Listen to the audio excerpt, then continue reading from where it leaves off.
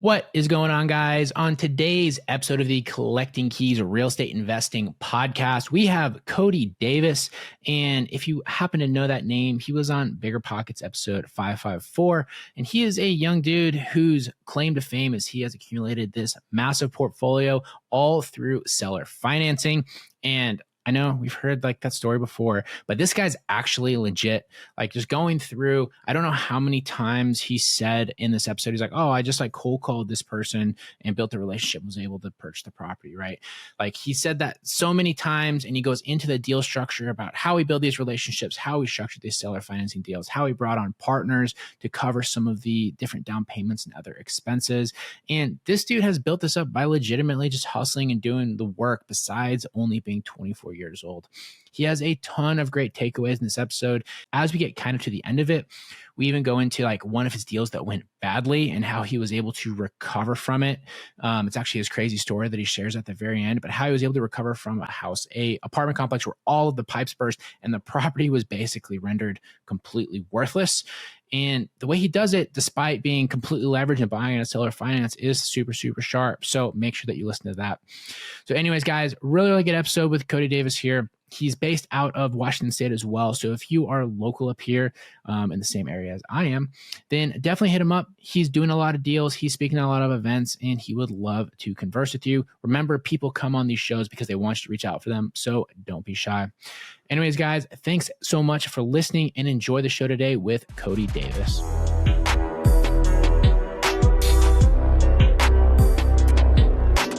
All right, Cody Davis, my man, super excited to have you on the show today. You are quite, I want to say like the big deal. You have been doing a lot over the last few years, despite your very, very young age. So really excited to hear about everything that you have going on.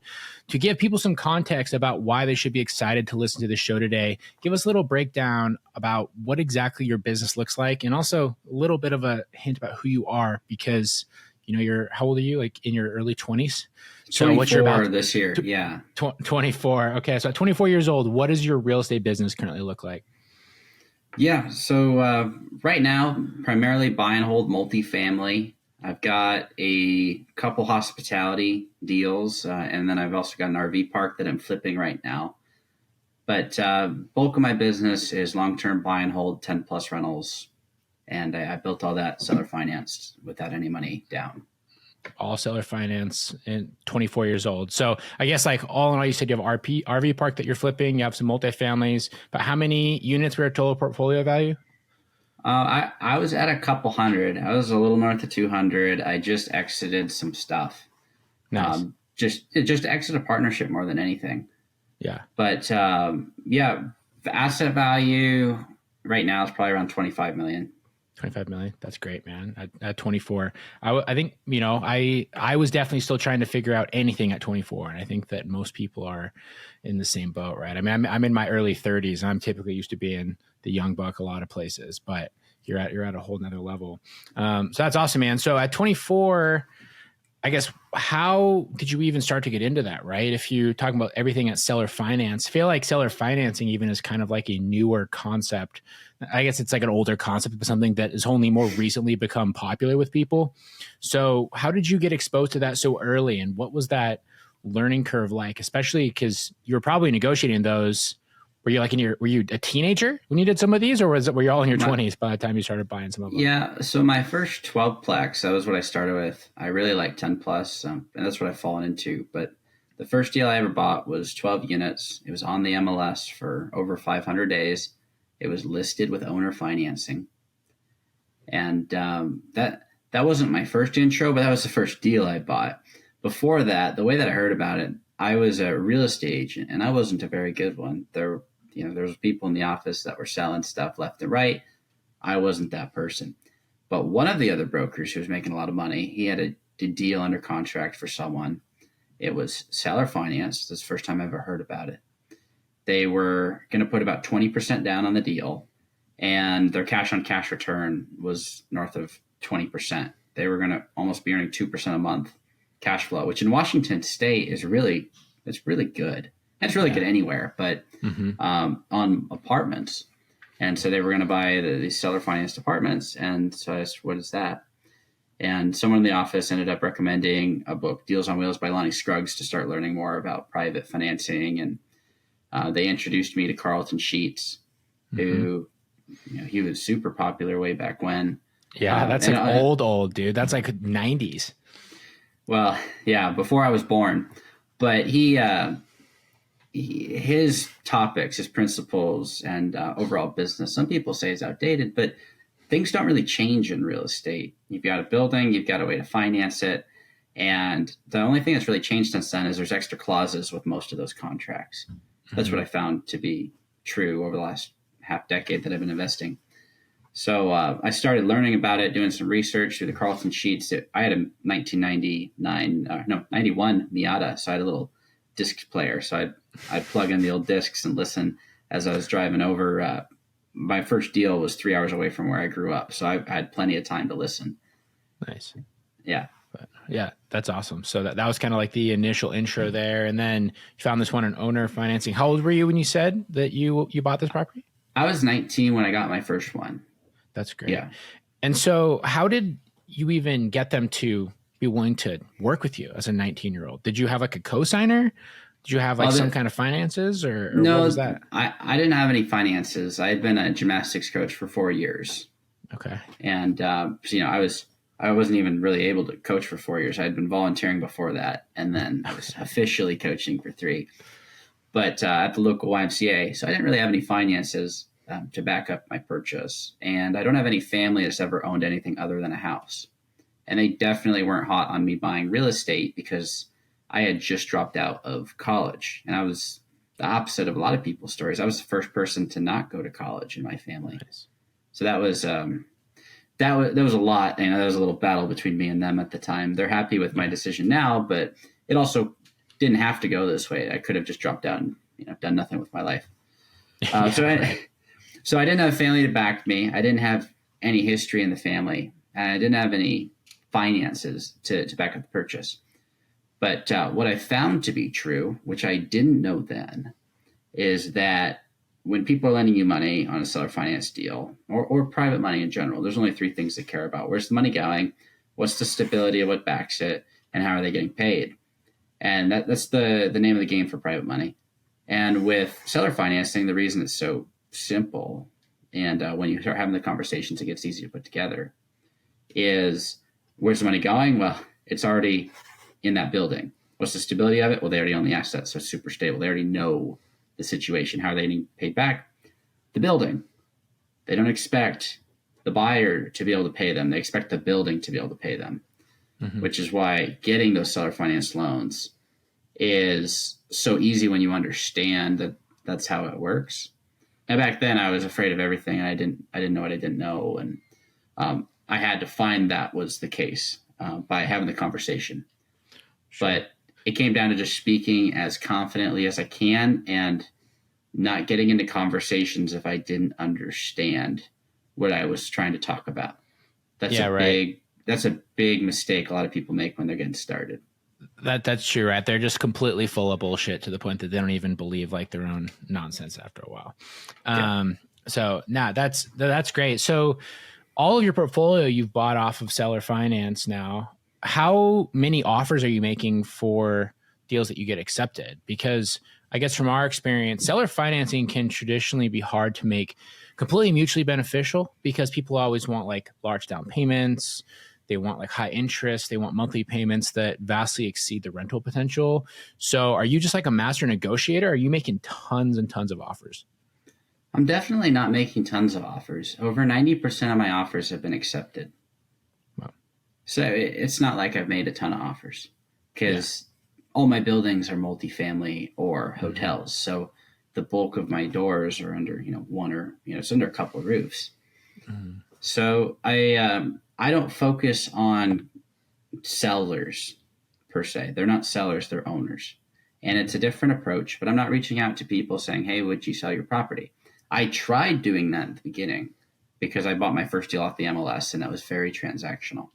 I started building a relationship with that person afterwards. We went water skiing together and had a lot of fun hanging out after the fact. But in the beginning, I was transactional. And that's where people get into the trap of, I got to write all these offers and it's just a number. and that's it. And if it works, it works. The way that I've done it is I view people as owners, not sellers. They own assets and they own their freedom. I don't yet. And this is the thought process years ago. And so I might as well, instead of trying to buy their stuff, I might as well figure out how they bought their stuff and see if I can repeat it. And the beauty of the seller finance game is this is how all real estate traded in the small to mid-sized multifamily space decades ago. Way back when, before I was born, before you were born, everything traded on a contract in the small to mid-sized range. So that is the thought process was I should learn how they built their portfolio, start cultivating a relationship with owners instead of treating them like a number. Yeah. And that resulted out really well. Yeah. I mean, I like how you kind of say that, right? Because it's so true. If you talk to anyone that's been around real estate for a while, so many of the patterns start to repeat, right? Whether it's the way the real estate market goes, we've seen it go up, now it's going to go down again, and now it's going to, fluctuate in different ways, to how the transaction styles go. Like I was at a conference last week, and one of the guys that operates is very successful multifamily investor. And he was talking about when he started buying multifamily properties in like the early 2000s, and like syndications weren't even a thing.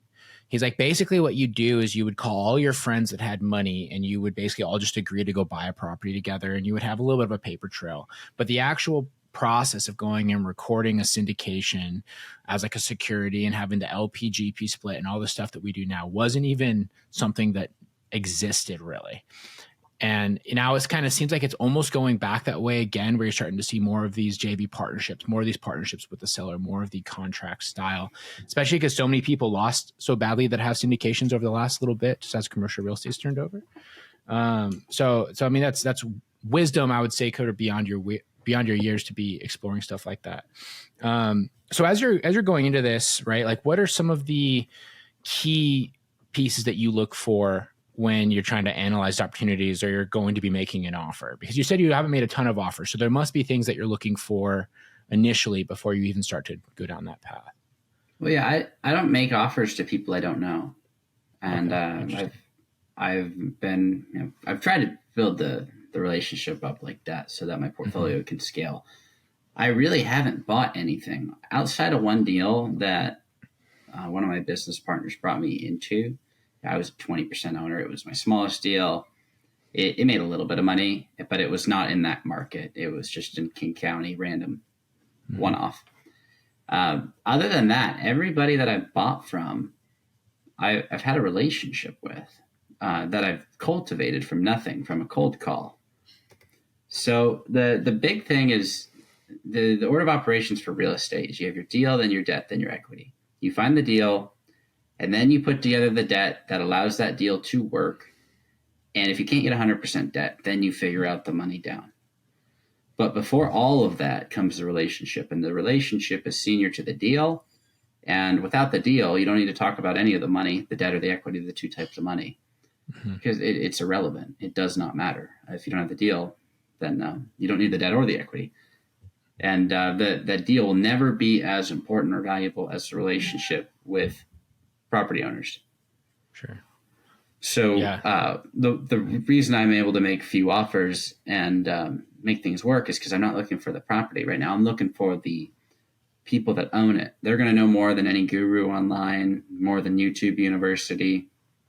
And if I build that relationship with them, that will present me with more opportunities, and to where I don't have to go out and look.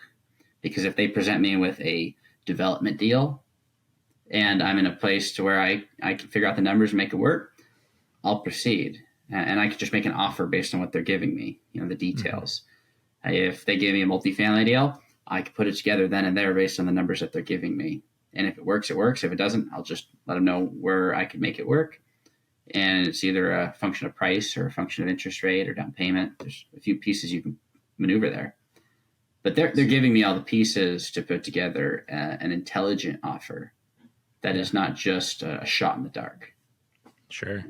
Yeah. So how many of these deals are you doing like 100% seller financing versus bringing on like a strategic partnership to cover like a large down payment? Or do you have anything that has like a hybrid with like a sophisticated money, like banks, things like that, like where you're having the seller carry a second for your down, or I haven't had the seller carry a second yet.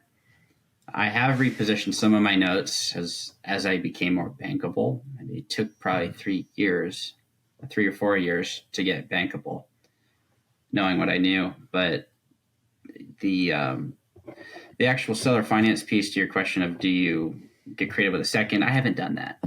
I have had a couple structured partnerships, but my first 3 deals, I didn't do that.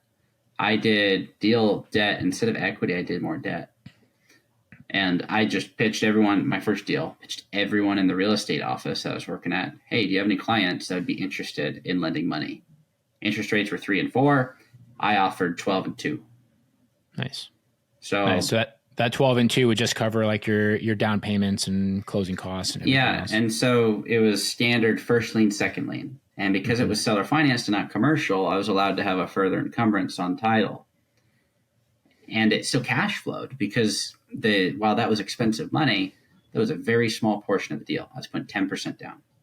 Sure. And so expensive 10% down and cheap 90%. And so I did that for my first 30 apartments. It was a 12-plex, another 12, and then a 6. And then after that point, I took on partners with buyouts because I found, well, if I have a partner, I can do the value add, I can use all the cash flow from the property to get the value up. And then eventually my goal was at that point, because I started building a little bit of net worth, I can go get a bank loan and I can buy these people out. Mm-hmm. And so then I viewed it as debt, but it didn't have the monthly payments associated with borrowing the down. Sure. Yeah, no, that's smart.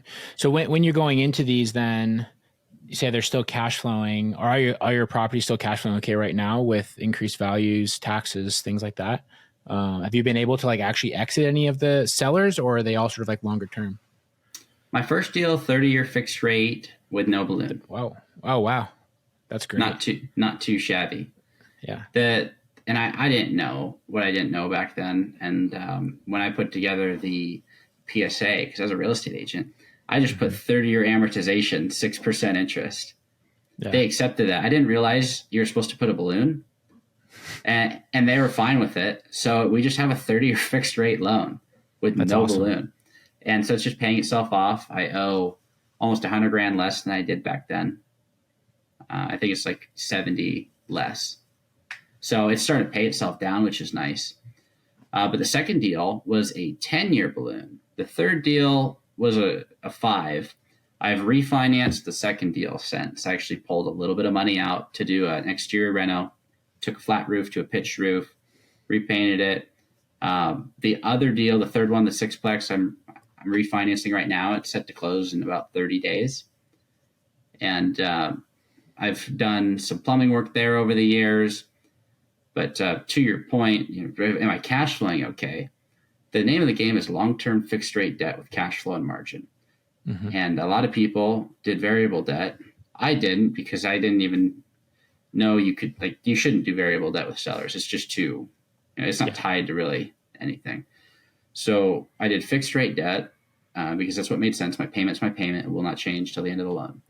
And the plan was, if I can get the rents up over time, which it's done for the history of forever in the United States, especially in Washington State, my payments stay the same. My cash flow will go up, which will eventually make me more bankable and allow me to reposition these notes. And that's exactly what we did. Yeah. Nice. That's great. And so you kind of alluded to my next question on that too, is how do you cover CapEx expenses, reserves? If you're like, you have your own cash reserves for that, or do you work that in with like your money partners that are helping with the payments? I didn't in the beginning. So I had to make sure that the deals cash flowed really well. Mm-hmm. And my fourth deal, which is the first one I did with my buddy Christian, I met him. He was at 2 rentals, helped him get to 4, then helped him get to 42. We bought a 38-plex together. Nice. That deal, we didn't bring any of our own money to the table, but we both had a credit card at that point, and we threw new appliances on a credit card to get the cash flows up. And we took our collective cash flows to fix up the building, because I had 30 rentals. He had some rentals that cash flowed really well, and he had a W-2. So we just started fixing it up little by little. And after a year, did a cash out refinance. We took our interest rate from seller finance 4% up to, it was supposed to be 4.75. The lender tanked the deal the day of closing. 60 days after that, we got like a 6 point, I think it was like a 6.25. So we were pretty upset about that. Yeah. But at the time, that really hurt. But we got 270 grand cash out. Nice. And that allowed us to finish the project. There you go. And that's huge. Was that like your first big, I would say, like cash injection that you've received that was like your guys's? That was pretty great. And then less than a year later, we got a loan on it for $2.3 million. Nice.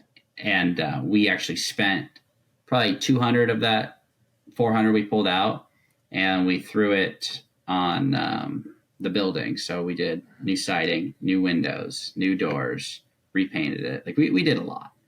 Nice. And we took the rest and reinvested it into other deals. Awesome, man. Good for you. That's like the true power of real estate displayed. Like I know for me personally, where I really kind of felt like I had made good decisions was I did a huge cash out refinance in 2021 when rates were super low on a handful of properties that I'd bought in previous years. And I pulled out about $500,000 in cash, just like tax free, that was just sitting in my account. And my cash flow dipped a little bit, but not that much, right? Sure. Not enough that I cared about having $500,000 in cash. And when you do that, you can like immediately be like, okay, here's the true value of buying a property where you can add value, being in the right place at the right time when appreciation happens, which we all experienced in 2021 that we're in the game, and, you know, having things that can cover their own debt and their own costs. Like that is truly the magic of it. And you can do it at an even higher level with multifamily stuff.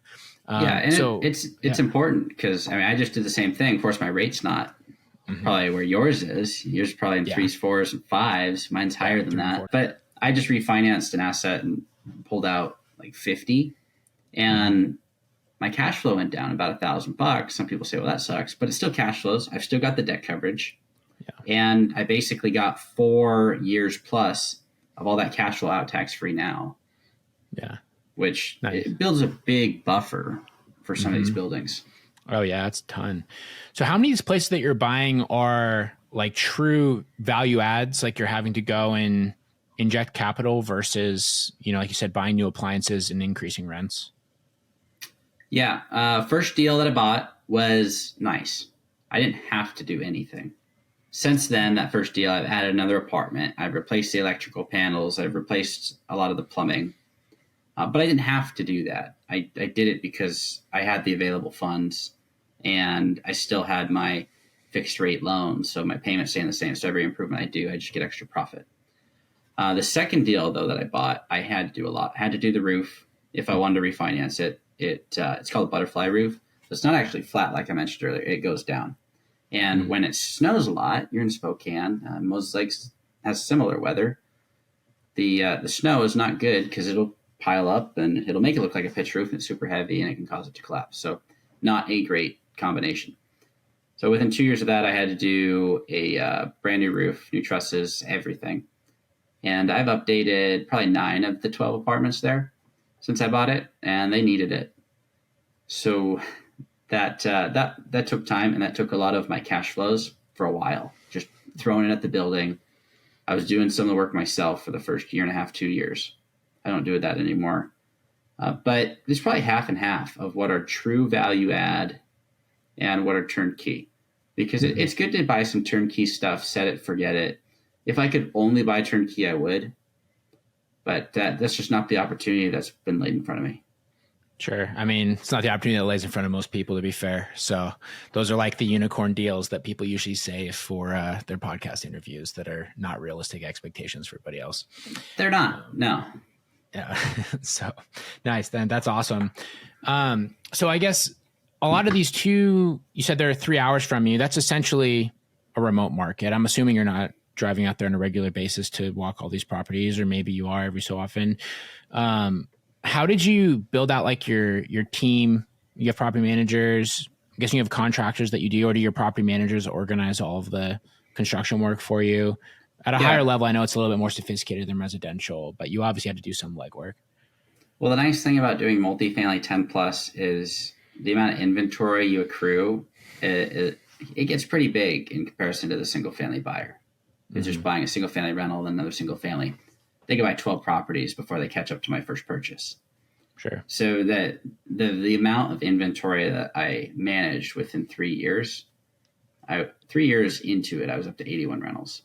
And awesome. So it started with me just doing it myself. I'd drive over, do the work. After 30 rentals, someone sat me down and said, Cody, you're not a plumber, and you're not driving 3 hours there, 3 hours back to fix this. Call someone. And so I went through the most expensive plumbers, and then most expensive contractors, most expensive handymen. And then I went through the really cheap ones because I thought that was going to be saving me money, and then they messed it all up. So I had to go back to the expensive people. So I wasted all my cash flow for a while. Mm-hmm. And then eventually, as I got big enough, got well north of 100 rentals, I started getting to work with the good people because it's word of mouth. Small town, 35,000 people, somewhere in there. That people talk, and they know who the owners are. So I started getting referred business from people would reach out and say, hey, to X contractor that they should reach out to me and try and do some work. And so I started meeting good people that I thought were really good. They do a good job, and then they taper off with quality, and eventually found good people that I could stick with. But that was a 5-year process. It's not like it's going to happen overnight. You have to go through the really expensive people that really don't want new clients, but they'll do it if you pay them that much. And then a logical progression is let's go find the cheaper people. And then they do a terrible job. And then you work away to the good quality people as you have enough inventory and enough money to pay them. Yeah. And that's an unspoken sort of benefit of being in a smaller market, right? Is there are A players everywhere. And if you can show yourself as also an A player to those people, they're going to want to assist you and do work with you. You know, we see the same thing even out here in Spokane. It's a bit bigger than Moses Lake, but it's still a small market, but it's not like being in Houston, right? Where you're just a tiny fish in a small pond, in a big pond rather, regardless of how big you get, right? You can even be a guy that's worth $100 million there, and there's still going to be a bunch more guys that are also worth $100 million, you know, versus if you're the guy in Moses Lake that owns half the multifamily properties, you're going to get the best that want to work with you because they want your repeat business. So that's great, man. And then I saw on your Instagram here, you also had some stuff you're doing with development of townhomes. Is that something that you're still working on? Yeah, I've got a couple lots for that. I'm working on building a townhome development. I'm also working on buying some brand new townhome developments, just buying them seller finance that are already built. But yeah, I've got a lot where I think I can fit 6. I'm working through. It'll either be 5 or 6. It'll be a quad and a duplex, or a triplex and a duplex. Yeah. And so I'm working on building that on the back of a multifamily lot I've already got. I've got another multifamily building that has land on the back of it to build just a standard 6-plex. That won't be townhomes. It'll be single level, 2-bed, 1 bath, or 1-bed, 1.5 bath. I'm going back and forth on that. Nobody's building 1 bed, so I'd have no competition. Nice. But and then I've got one other lot where I could build 10 townhomes over on Broadway. And so I'm looking into the feasibility of all that. The only problem with the Broadway one is it's on septic. So I'm fighting to see on everything to try and put that there. Yeah, that's interesting. That's, you know, what has that transition been like going into the development space? Because I feel like a ton of people have ambitions to do that. My business partner actually really wants to do that because we regularly find these buildable lot opportunities. I mean, even right now we have a place that we're wholesaling. It's a house and it's 2 separate lots that are buildable. We just don't necessarily have like the skill set or even know where to start if we did want to develop something. So I guess, how are you taking that leap? Well, I heard from one of my first mentors, and this is a guy who I look up to like a father now. I cold called him. He sold me my second 12-plex ever. A great guy. And he started from nothing. He had nothing. If you look at the back of one of my 6-plexes, when I build there, I'll remove them, but I've had no reason to. He used these conveyor belts as weed guard that from his factory that he was working at, because he didn't want to go out and buy it. He got it for free. So he really came from nothing. And he sat me down and said that the way to play the game is, and he used his story. You go out and you get your 40 rentals, and then you use cash flow from that to go be a builder. and you'll build to sell if you don't have the apartments. So if you get the apartments first, you can build to keep. And developers are the richest people on planet Earth until they can't finish their projects. So you need to build a cash flow business so that when you start learning how to develop and you do your first couple of deals, if you don't have the help from someone, you can cash flow through your mistakes and you can keep it, because that's where the developers make the biggest mistake is they offload the project instead of figuring out the systems to manage it and keep it. So I listened to what he said, and I went out. I bought more than 40 apartments, but I'll blame that on inflation. I had to inflate his number. Yeah, and, right. There you go.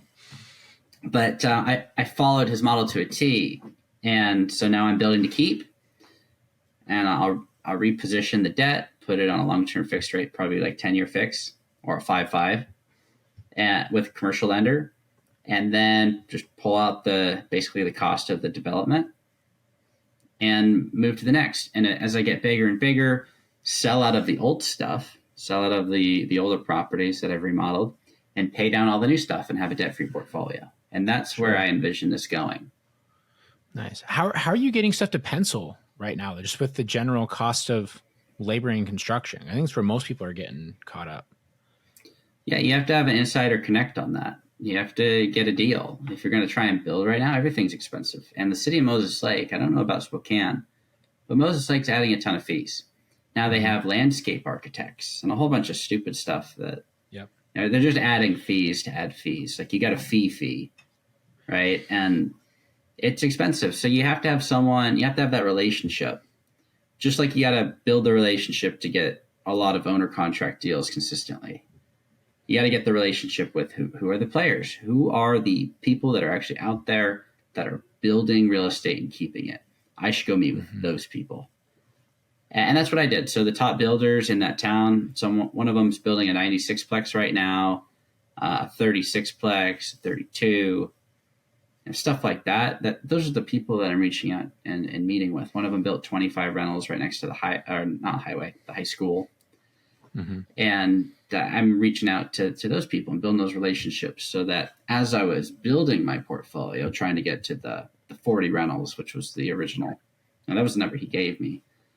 You get the cash flow first, then I'd have all those relationships and I could go into the market and get the best deals with the contractors, get the best pricing, skirt through everything I needed to with the city, and don't get strung along. Because if you just come in and say, I want to build all this, they'll string you along and they don't care about you. They don't know you. Yeah, exactly. But that's the way you got to do it. Sure. Yeah, out here it's the same thing. The fees on top of fees. The current thing that they just added was like this. It's like sewer connect fee. That's insane. I want to say it's like $15,000 a unit in your property or something. So if you have a 10-unit property, it's like $150K. That just is, you're doing the same thing you're going to do before. They just charge you a lot of money for it now for some reason. Yeah, and the result of that is people won't build or rents are going to go up. Mm-hmm. Yeah, and they try to make all these reasons about why that's not going to happen, but those of us that are playing the game, we know exactly where it's going to get passed down to the consumer, to the renter, just like everything else is in capitalism. But it has to, because if you're getting a bridge loan, you're not going to take on the risk. There's no reason. You're not going to take on a recourse loan that could topple everything you built to break even.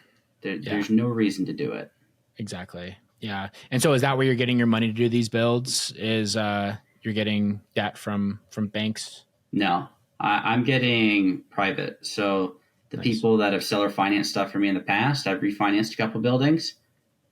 It's a phone call, a coffee meeting, a dinner, and showing them my game plan and asking for a loan. Yeah. Just to master networker. That's awesome, man. I love it. Just old school real estate. It's all about who you know and treating people the right way. You got to take care of. You got to take care of people and remember where you came from, because they're going to remember where you came from if you're building relationships with these people. And if you forget, then they're not going to want to work with you. Yeah, absolutely. Very, very cool. Awesome, man. Well, congrats on the success you've had so far. You're really, really getting after it. And it's cool to see. And I guess in 5 years, at a very young age, you've built a portfolio that is like, I would call like a bucket list portfolio for a lot of people. So very, very awesome. The one thing I will share before we jump off is that the unit count thing and the assets that you own, like the value of it, those are irrelevant. I mean, it's cool to put on social media, but it doesn't matter. Mm-hmm. If you want 10 grand a month, I've got a buddy who's leasing a plot of land. He bought for $100,000. He bought it in middle of nowhere, Kentucky. He leased that, and he bought it probably 2 years ago. He just leased that land for I think it's $23,000 a month. Wow, that's crazy. To a trucking company. Mm-hmm. And there's a lot of demand for it. He just bought land. He just found an opportunity, and he bought it 100% seller financed. His payment, 4% IO, is like $330 a month. Mm-hmm. And so he since refinanced and pulled money out. But 20 grand a month net of every fee and every mortgage and taxes on a piece of land. And his assets value is way less than what I've got. But he's got free and clear cash flow that he doesn't have to think about, doesn't have to worry about without any units. Sure. And he's got some multifamily, but I think people get caught up in the unit count asset value thing, and that just doesn't matter. It really doesn't. Yeah, the door count thing, I feel like it's a way for newbies to kind of flex on each other, right? It's like the, what do you bench version of like real estate. It's like it doesn't matter at all to your overall fitness, but it might impress one person sometime. I don't know. Yeah. But awesome, man. Yeah, that's a great knowledge there. So right on. Well, we're going to go into our end of show questions here. So we have the same 3 questions that we ask everyone who comes on the show.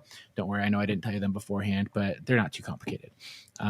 So the first question, which is always the crowd favorite, is what is your craziest real estate investing story? This can be a big win, a big loss, a crazy tenant. If you're trying to think of one, just think about like the story that immediately comes to your mind if you're in a car with like a Uber driver, right? And they're like, oh, do you ever see any weird stuff as a real estate investor? Just tell that story, whichever one comes to your mind right away. I bought a 24-plex value add deal. Seller finance, $0 out of pocket with a partner. We were doing some reno on it. It was empty. We did reno. We had a builder's policy for insurance. We had the coldest streak of days ever seen in Grant County history, and every pipe exploded. All the units flooded, and because it was vacant, it wasn't covered in the builder's policy.